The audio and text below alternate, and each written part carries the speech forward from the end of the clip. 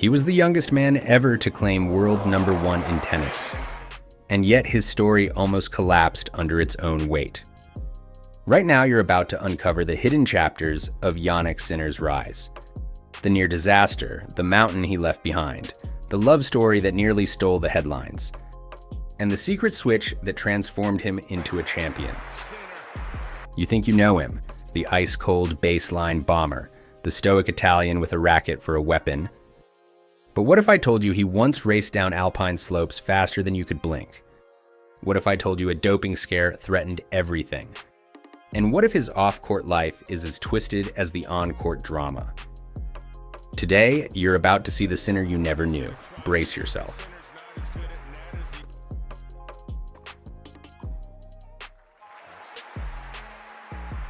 Picture a remote village in the Italian Alps. Snow-covered peaks, the cold air biting. That was young Sinner's world in South Tyrol. His father Johann worked as a chef at a mountain lodge, his mother Sieglinde as a waitress in the same resort. Tennis? Not the predestined path. His real playground? Speed, snow, giant slalom turns at age 8. But then came a turning point. A lanky kid, barely 77 pounds, his body not built for the brutal demands of competitive skiing. At 13, he makes a bold decision. Quit skiing. Why? He said, "In skiing, you make one mistake, one big mistake, and you cannot win. In tennis, you can make loads of mistakes and still win." That mindset, once shaped on snow, now transferred to clay and hard courts, becomes his foundation. At 14, he leaves home, alone, moves from the mountain village to the coast in Bordighera to train under legendary coach Riccardo Piatti. Laundry, dinners, hotel life, and a dream. The sacrifices begin. You might hear him speak in Italian, calm, confident, national hero.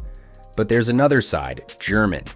Und nicht nur im Platz, sondern auch außen Platz. Ich fühle mich sehr sicher bei ihm. Ich kann über alles reden. Hat sehr viel. He was raised in the German-speaking region of South Tyrol. His mother tongue German, his Italian learned later, and his English now fluent. In German interviews, he relaxes, jokes. In Italian, he carries a nation. In English, he becomes the global superstar. And did you know his nickname among locals?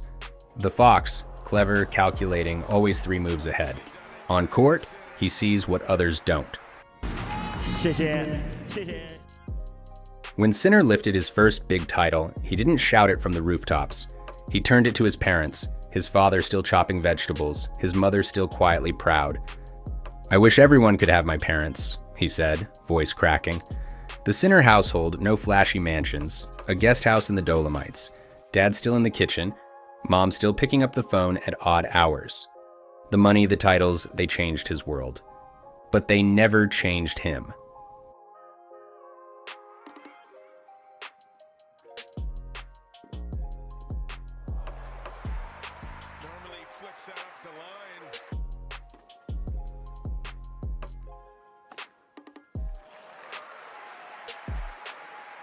And then the bomb. March 2024. Sinner dominating the tour. Then a lab result, trace amounts of the banned steroid clostebol. 2 positive tests. The tennis world held its breath. Here's the twist. It wasn't him injecting something. It was his physiotherapist using an over-the-counter spray on a cut finger containing clostebol, and then massaging Sinner without gloves.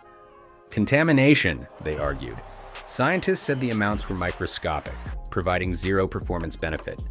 But the rules? The athlete is responsible no matter what. An independent tribunal cleared him of fault, but the World Anti-Doping Agency, WADA, appealed. Risk 1 to 2 years ban.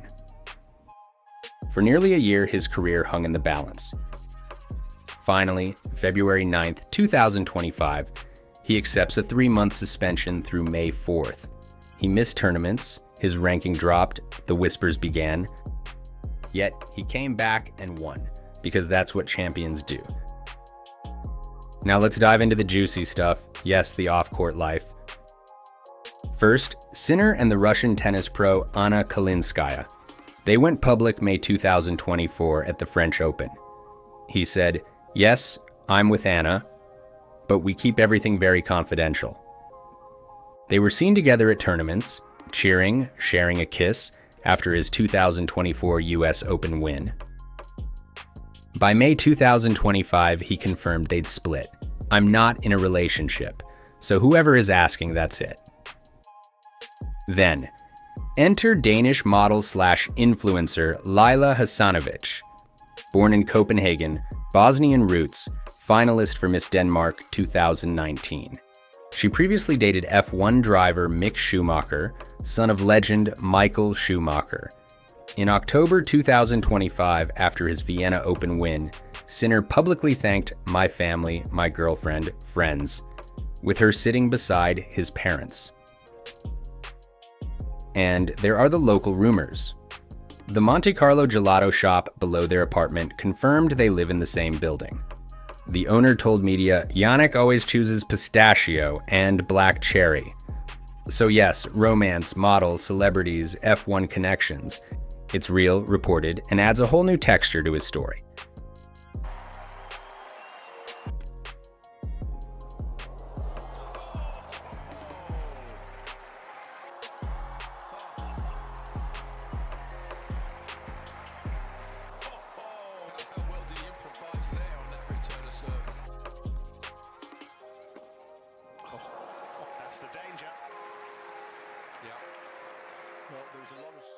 Let's talk statistics, because when you stare at them, you see something else.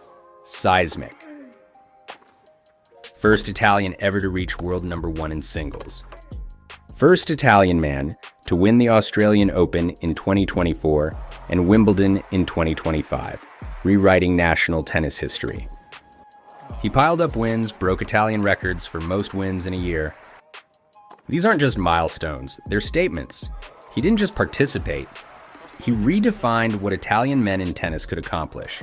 So next time you see Jannik Sinner's name flash on the scoreboard, remember that this isn't just a tennis machine. This is a skier who walked away, a boy who raised 3 languages into armor, a star who stared into a nearly career-ending abyss and walked out forged steel.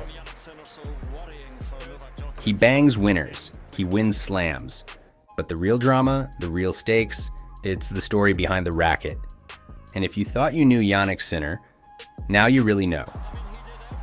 Because behind every champion, there's a storm. And